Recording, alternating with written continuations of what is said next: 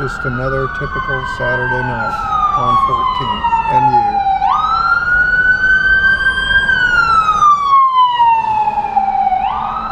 you. Houston, I think we have a problem. Okay.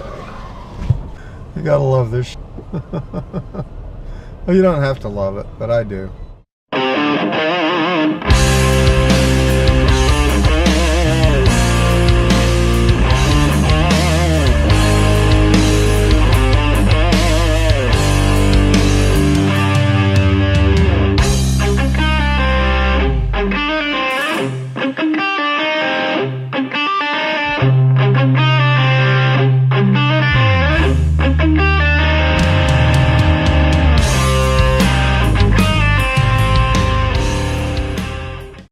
What do I love about Lyft?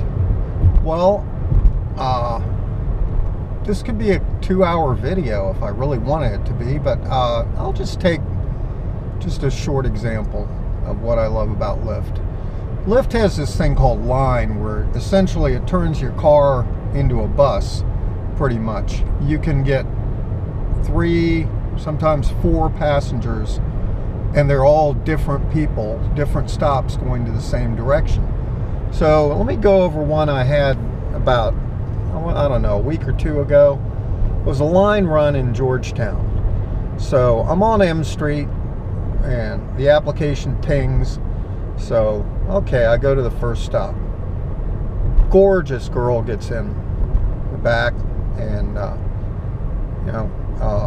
hit the app to see where she's going, and the map is showing me somewhere different than where she's going, meaning we have another line customer.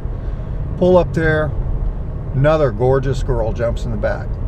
Then we had a third passenger on the line. Pull up there, another gorgeous girl jumps in the front. So I'm riding down the road, and we got about 15 minutes to the first stop. And we're laughing, cutting up, having a great time. And the one girl asks me, she says, is this all you do? Do you drive for Uber? I said, no, I don't drive for Uber. I just drive Lyft, and that's all I do. And she kind of had a puzzled look on her face, like she expected me to also do something else or whatever. And I turned to her, and I just couldn't help it. I said, look, I have 3 beautiful girls sitting in my car talking to me going down the road, and we're having a good time, and why else would I do anything else?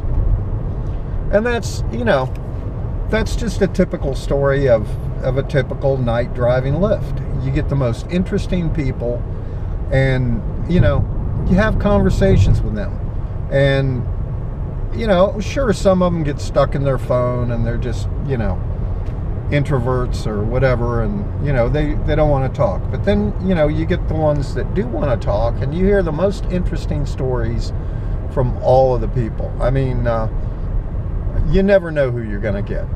The other night I had to go down to Calorama, I believe it's called, Calamar, I don't know, I always get that one screwed up.